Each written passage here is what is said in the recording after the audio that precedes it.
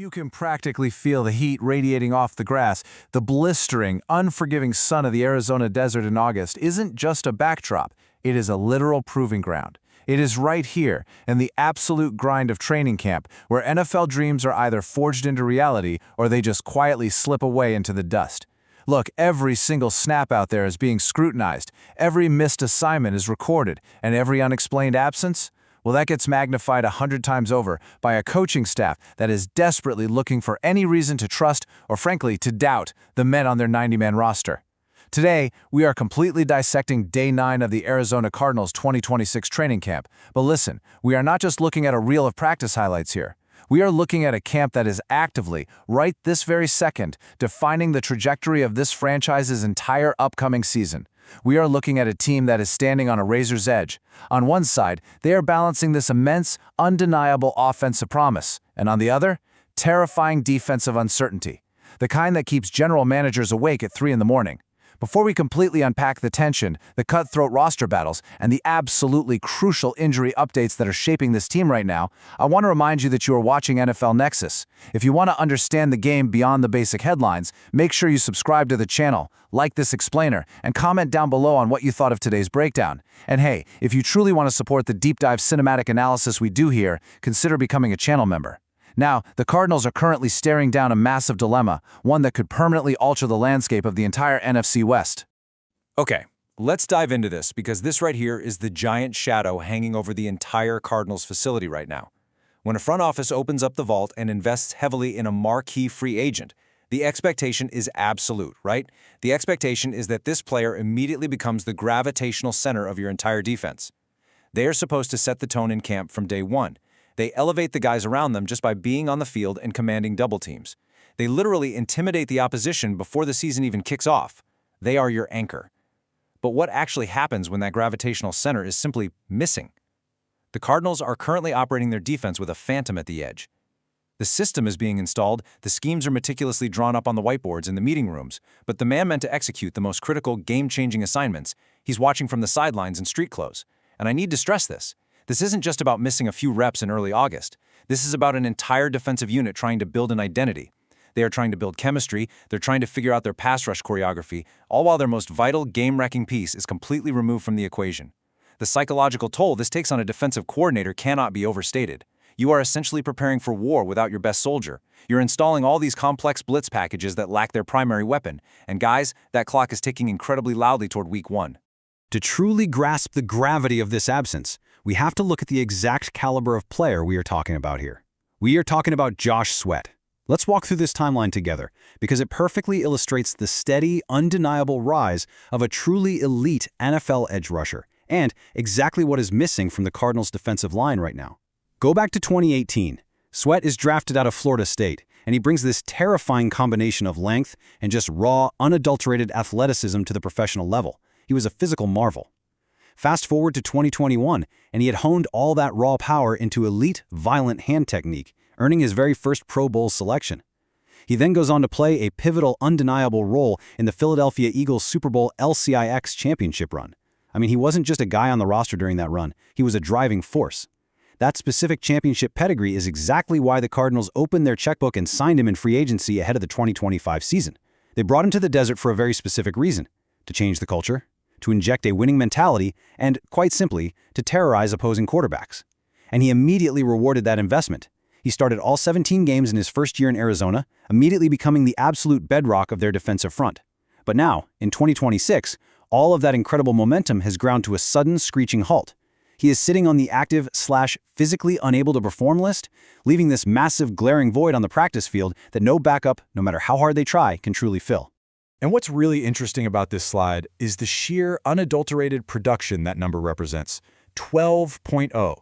That is Josh Sweat's career-high sack total from last season with the Cardinals. To put that into perspective, in the modern National Football League, a 12-sack season is the absolute gold standard of edge rushing. It means that on a dozen separate occasions, Sweat completely destroyed the opposing offense's play design. He ended drives by himself. He got the defense off the field. But honestly, it goes way beyond just dragging the quarterback to the turf. Along with those 12 sacks, he forced 4 fumbles. 4. He didn't just stop drives, he actively stole possessions away from the enemy and handed the football right back to his offense in prime scoring position. He earned Pro Bowl alternate recognition for this exact performance, firmly establishing himself as the absolute centerpiece of the Cardinals' pass rush. Think about the ripple effect here. When you take 12 sacks and 4 forced fumbles out of a defensive lineup, you don't just lose a single player. You lose an entire dimension of your defensive strategy. You lose the fear factor. That fear is what forces opposing offensive coordinators to keep their tight ends into block, which in turn makes your secondary's job infinitely easier. That cascading effect, that massive loss of defensive gravity, is exactly what the Cardinals are missing right now. So what does this designation actually mean for the team in the short term? Let's go a little deeper into the front office strategy happening behind the scenes here. The active/physically unable to perform list, commonly known as the PUP list, is actually a highly strategic, calculated tool used by NFL general managers during training camp. By placing Sweat on this list, the Cardinals are officially stating that he is not cleared for practice due to football-related injuries. But, and this is the absolutely critical nuance, he still counts against the 90-man training camp roster. The team has described this specific situation to the media as a knee maintenance plan. Now, this terminology is fascinating, and it hints at a highly calculated gamble by the Cardinals' medical and coaching staffs. They are intentionally sacrificing Sweat's training camp repetitions. Think about what they are giving up.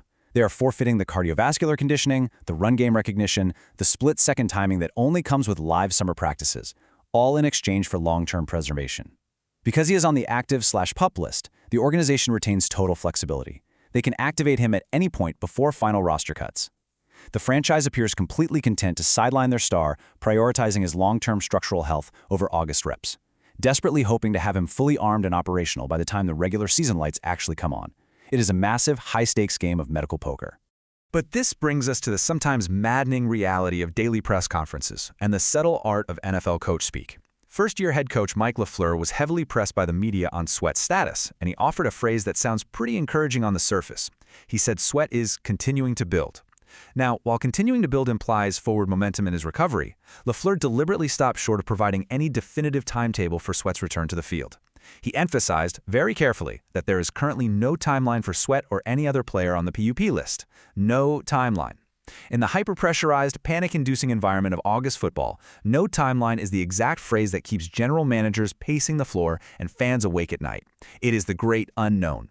It keeps Sweat's status hovering as the single biggest unresolved storyline of this entire training camp. Look, you can build a maintenance plan all you want. You can manage the reps in the weight room. You can do all the pool workouts in the world.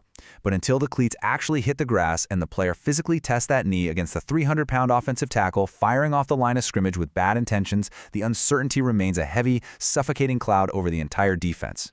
Section 7. The Roster Bubble Battle. Running Backs.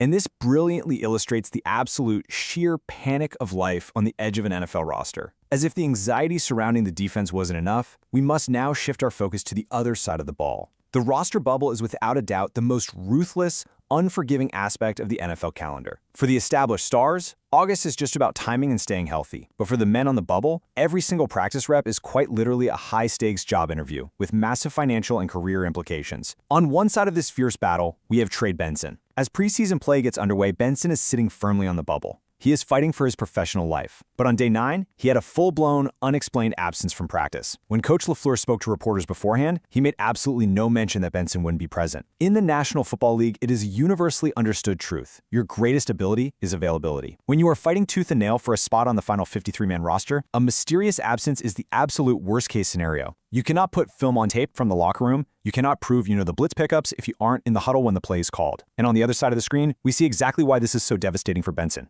Bam Knight, the man directly battling him for that exact spot on the depth chart, stepped right onto the field. The whistle blew, Benson wasn't there, and Knight got solid run, taking full advantage of the second-team reps that were suddenly unexpectedly available. While Benson was mysteriously away, Knight was putting his physical talent on film. He was hitting the right holes, he was picking up linebackers and pass protection, catching the eyes of the coaching staff, and actively seizing the opportunity. Remember, film is currency in August, and Knight was cashing in big time. This is exactly how depth charts are rewritten and whole careers are altered in the span of a single, scorching afternoon. Section 9. Building Offensive Chemistry. The Good. Let's move to and see how this builds. Because it's not all tension, mystery, and bubble anxiety out there in the desert.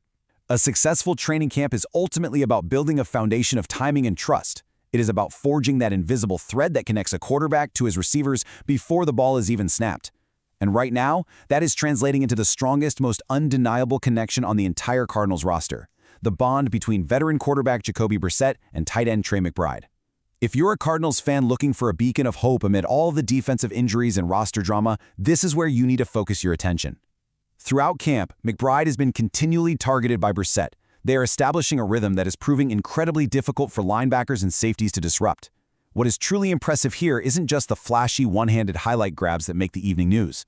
It's that they are making the routine plays look completely effortless. They're doing it before the ball arrives through pristine, sharp route running and after the catch is secured with physical, downhill, punishing running. Brissett is showing immense veteran savvy here. He recognizes that a highly athletic, sure-handed tight end is a veteran quarterback's absolute best friend in a new system. He knows McBride is his most reliable, dominant pass-catching option, and he is wisely feeding him the football early and often to build that foundational trust.